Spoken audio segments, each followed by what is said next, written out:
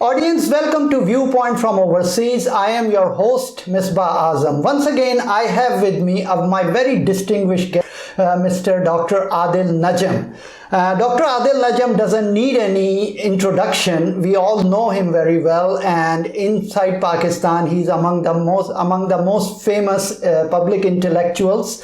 So today, I am going to ask Dr. Adil Najam about that his comments about the situation in the Pakistani elections, how he sees what he sees the future of democracy in the country, and what he feels about all the allegations coming. A lot of newspapers wrote down about Pakistani elections, and they have some cautiously supported that, and some concerns were shown in that.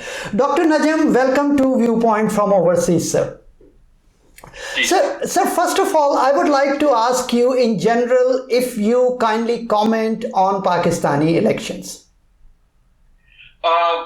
These are extremely interesting elections, and interesting is an interesting word, but they are also very important elections. So in some ways, if you think about them not as just this election, you think of the longer picture. This is the third consecutive election. This would be the third consecutive transfer of power from one civilian to another civilian government. So in some ways, beyond what's happening right now, there was and is a lot riding on it about the nature and the stability of democracy in Pakistan. In that context, I think it has been very unfortunate that whether true or not, right, history will tell us, and we'll find lots of things and we'll figure out, but whether true or not, the sense that is now pervading that these elections' legitimacy is in question, that they are being that legitimacy is being actively questioned by not just one party, but by a number of elements in a number of ways. And that poses a very serious cloud over the nature of democracy in Pakistan. So I can understand that poll, 3 days before the elections of who's going to win and how do we win.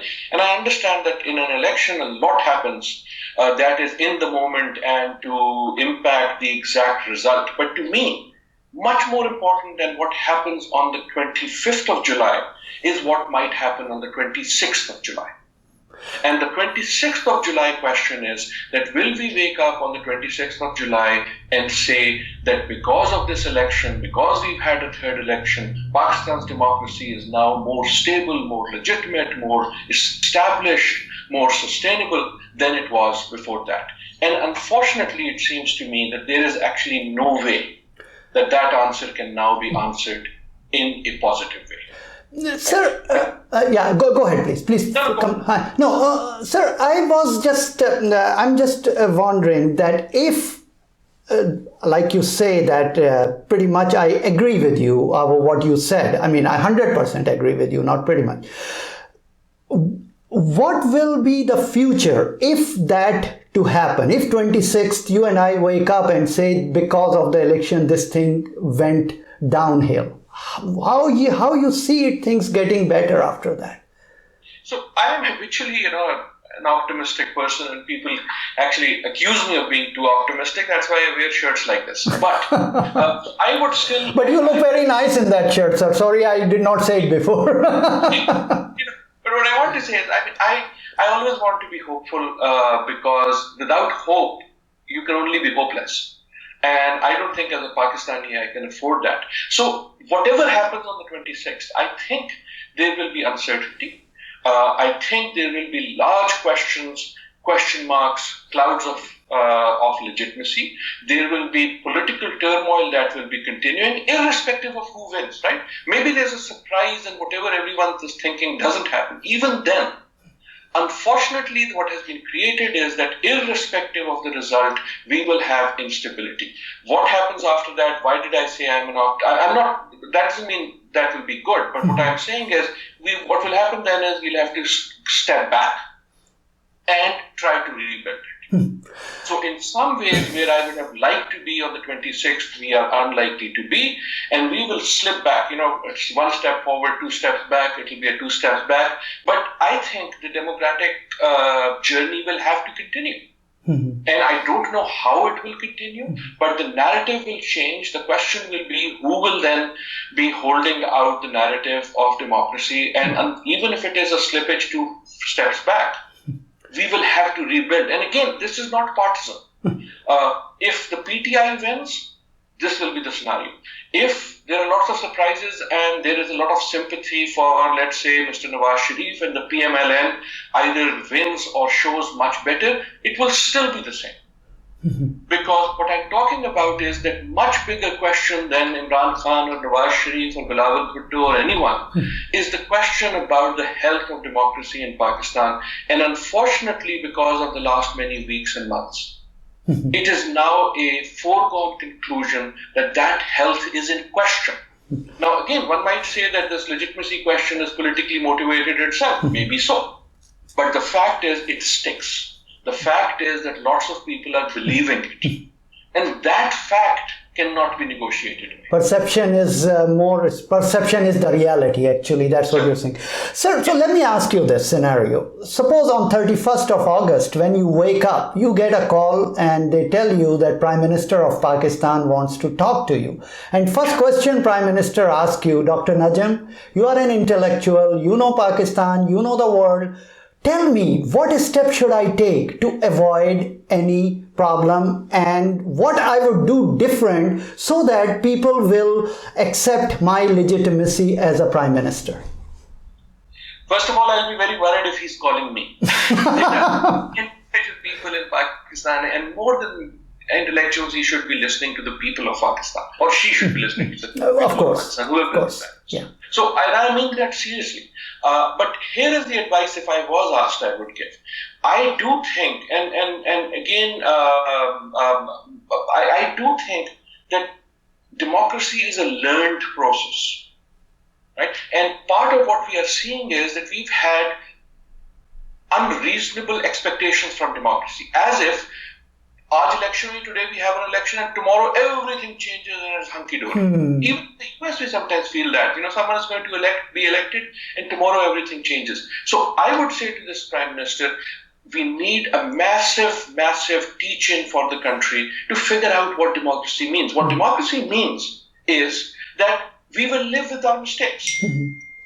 If we get a government we don't like, we will live with it because we know in 4 years, 5 years, there will be a chance to change that. Right? That is the beauty of democracy. The beauty of democracy is not that it gives you the best government. Winston Churchill famously said that democracy is the worst form of government except for the alternatives. That's correct. So the beauty of democracy is it gives you a chance to course correct. That's one thing. The other thing is, there's this common sense that if I think something is right, it must be right, and anyone who thinks otherwise is either an agent of someone else, or has been sold to someone else, or is corrupt in some way. Part of democracy is respecting the view of the majority, even if it is not the view that you have. And the other part of democracy, equally important, is respecting the right of those whose view did not win, to continue having that view and trying to change it. So what I'm saying is, this is a learned process, and we have not had the experience to learn it over the 70 years. So I understand it will be slow, but my advice to that Prime Minister would be, keep the course. Let mistakes happen, but keep the allowance for mistakes to be learned from. So that will take me to my next question, sir. So what you think, because you travel to Pakistan, you talk to their intellectuals there, people like Ijaz Haider, and recently I saw you, by the way, very good interview with Dr. Shahid Masood. I saw both of the parts. It's a wonderful interview. What we did wrong there, why we are here where we are now, what really we did wrong, and let us talk about after Musharraf era. Sure. We did many things wrong. And everyone does many things wrong. If I can, with your permission, start actually not by what we did wrong, but what we did right. Yeah. No, please go ahead. Yeah, and I'll also come to that. Yeah. So amongst the things we did do right, I think, is that starting from Musharraf and even going before that, this democratic narrative is real in Pakistan. Okay. Right? Even when you see or feel or hear from journalists that the space on the formal media, both print and electronic, is restricted, you look up on social media and you can find every view. Right? And that is a good sign. You can find people like Gibran in Karachi trying to run a campaign which we all know is not going to win. Right? But That's the beauty true. of democracy is if you have a message and you believe in it, and even if you feel it is not going to be the majority view just now, you keep at it because that is how you change the narratives. Right? So some of the good thing is I think that the space, the urge for democratic discourse is real in Pakistan.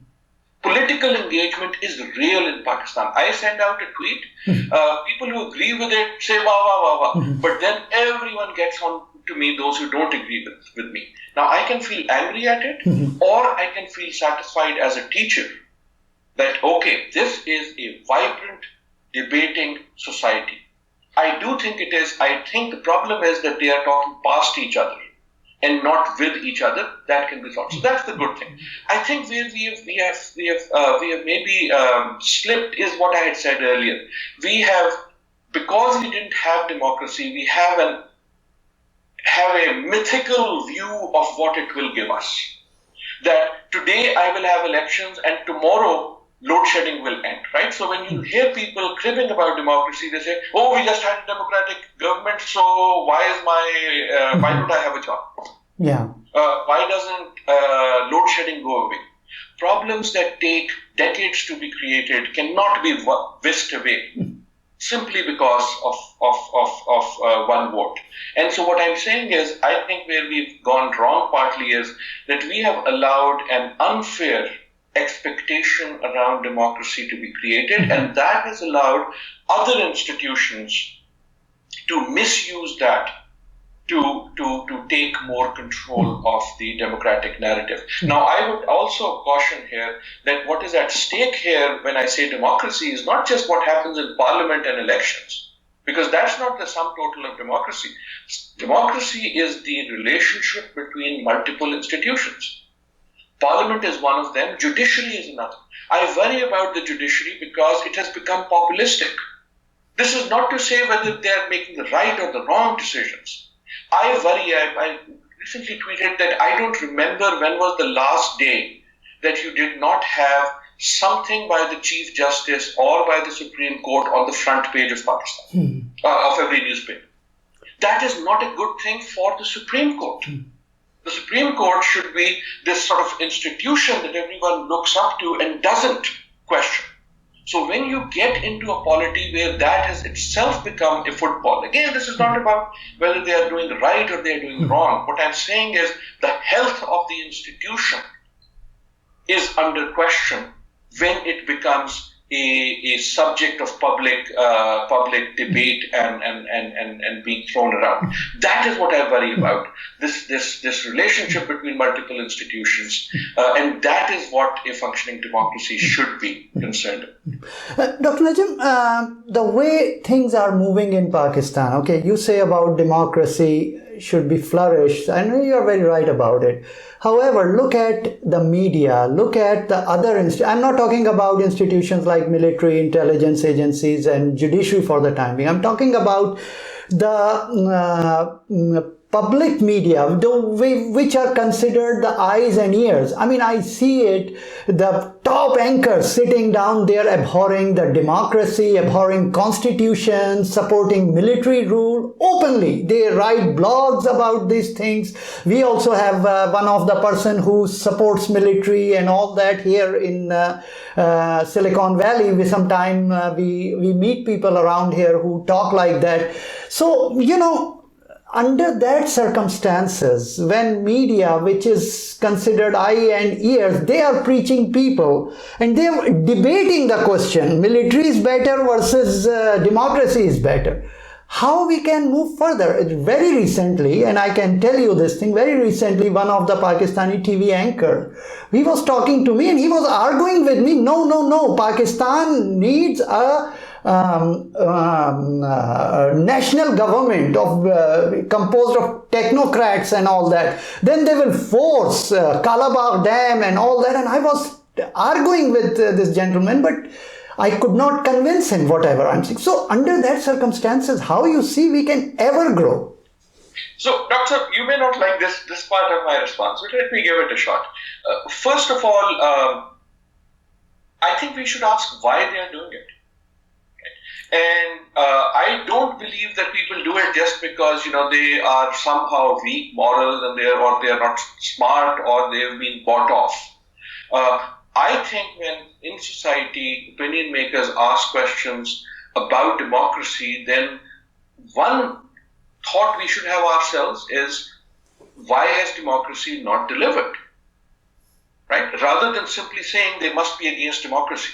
Because it's a very tough question for these people to ask. That's answer one. Answer two is, I would push back and say that while there may be such anchors, on the same media, you'll also find those who vehemently support democracy irrespective of its results. So I do think that there's a spectrum, and I do not know. If you were to ask me to fill in the blanks, Pakistan media is, I would say that blank can't be filled because it is a very diverse, very noisy institution with lots of opinions. Now, yes, opinions may be dominant this way or that way, but there is actual debate. So that's point two. Point three, I think, is to me, the most disturbing. I think for the health of a society, be concerned about Pakistan, when we start debating military versus democracy, that is not good for democracy and that is not good for the military. Right? When we start making that binary, that it is one or the other. If you support democracy, you must be against the military. Or if you support the military, you must be against democracy. Then I think we've lost the game already. I see. Then I think we've lost the game already. So we need to find ways to go away from that binary narrative. And I would say the military itself needs to do that, and democracy itself needs to do that. From the formal statements, actually, Dr. Saab, I would say the good news is that both the military leadership and the political parties in particular, have shown a great maturity in trying to keep us away from that narrative of us versus them. Between military and democracy. But the point you're making is that in the public perception, that's a real question. The anchors get away with what you are saying. They say that because it is a legitimate question to be asked by the people. I do not think it is that the anchors put the question and therefore everyone talks about it. I think this is a demand-driven act where the anchors see that in society that question is being asked and then they pose it in different ways depending on who they think their audience is. And that is why in many ways I would say my view of things is actually much more pessimistic in this case than even yours. But do you believe, Dr. Najam, that, it is like a chicken or the egg? Like I remember that some time ago I was watching MSNBC and one of the top journalists over there was saying that, well, what can we do? We support Israel because people want us to do. But the thing is that most of the opinion makers are the media people. I mean, they do the propaganda, suppose against Mr. or Miss A, and next day everybody thinks about that and then they demand it. So how you see that? Sure. I think this part may be chicken and egg, and I agree, yes. That public opinion can be manipulated. If you are, especially in Pakistan with how powerful, vibrant the media is, if you have a 9 o'clock show, it has amazing power. Now, I've seen it as a guest on these shows. You can throw out ideas and tomorrow lots of people are talking about it.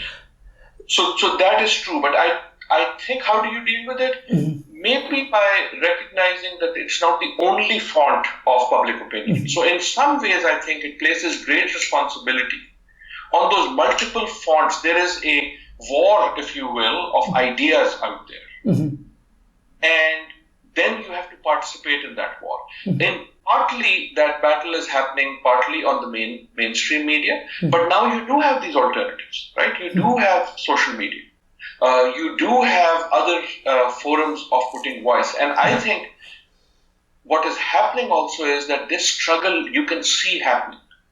And this is different from, for example, the 60s, the 70s, even the 80s and 90s, or even the early 2000s.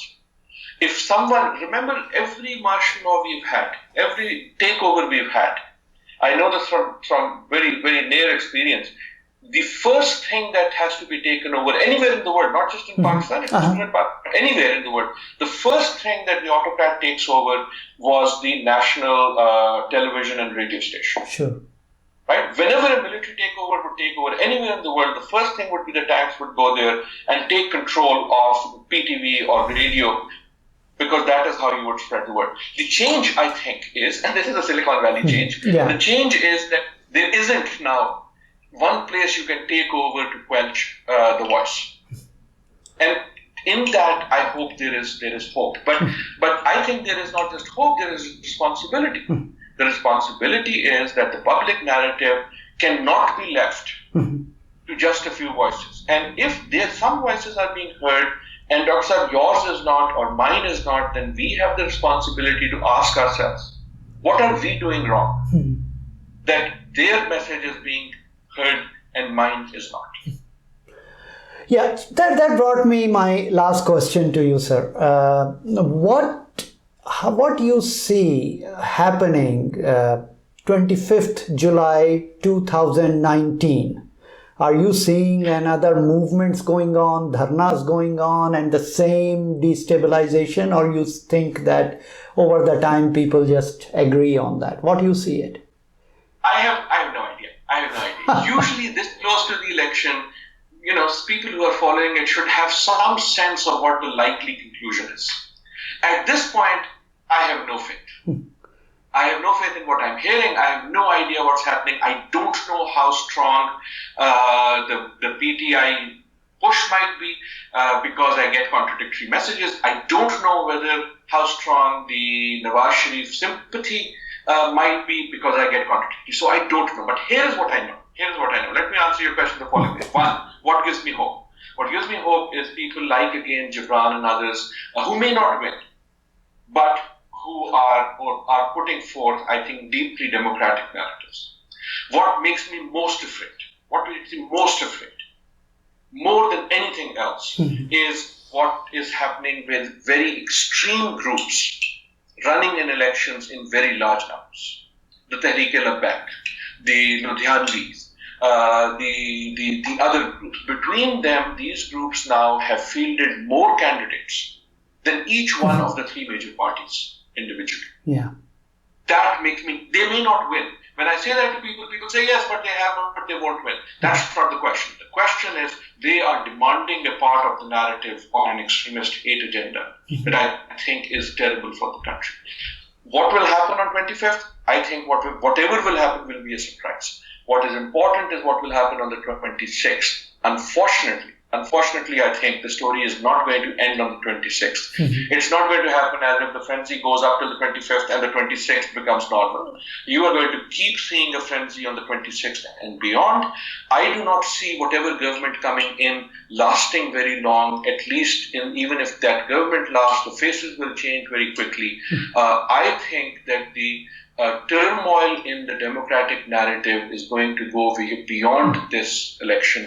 I wouldn't be surprised even if the next elections happen well before their tenure is completed, or if something else happens. So I see more question marks on the 26th than even on the 25th.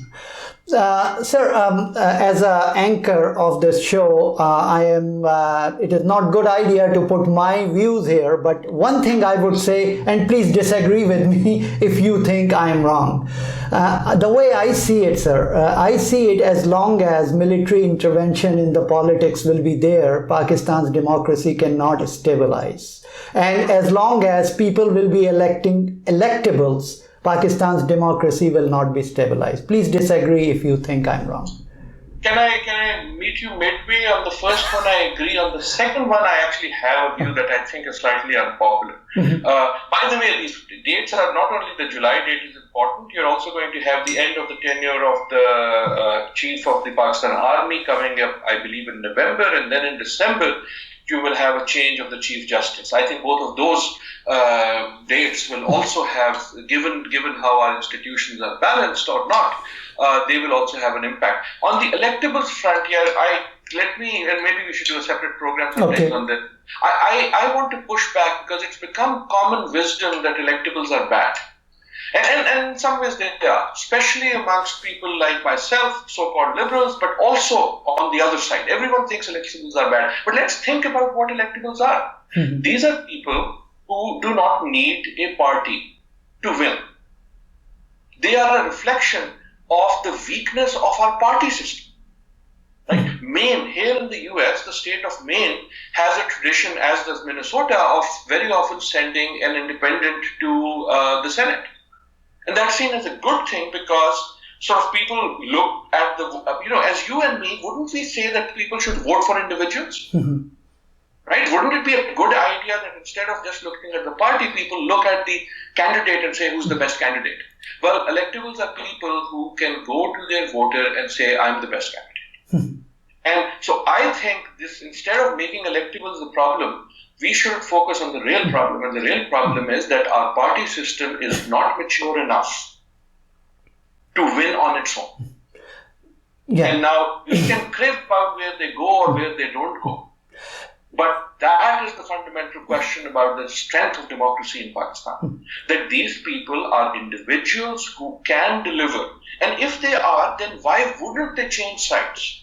If I'm being elected in my gaon, in my town, for the ability to meet the needs of my constituents, right? Whether it's a thana need or a kachari need, then why wouldn't I actually want to align myself with whoever is going to make the government? Because otherwise I won't be able to meet the needs of my constituents. And in a good democracy, I think a candidate who worries about the needs of their constituents, rather than some hairy-fairy big idea about national only, is not a bad candidate. Yeah, so go ahead, please. Go ahead. No, please finish your sentence. I'm sorry, I interrupted. Yeah, no, actually, I have nothing against electables, but the way they behave, that causes, my opinion, that causes, that kind of weakens the democratic process, that anybody can buy them, can thread them and buy them, or can pay them and buy them, or just tell them that this party we are supporting, so you go to this party. If they come out and they say, okay, no, we are very tired of this political party and we are leaving, and we will next election, 3 years from now, I am going to run as an independent and I know I will win. I have no problem with that. But the way they change the parties, that is my concern, sir. Yeah, I think we are not that far apart, but I would only say that it's not that parties buy electables. I think the electables are people whose vote bank is their personal, and therefore parties pay them to buy to get them on their side. So it is the service being provided is not by the party to the electable. It is by the electable to the party. Who is doing the favor to whom? Yeah.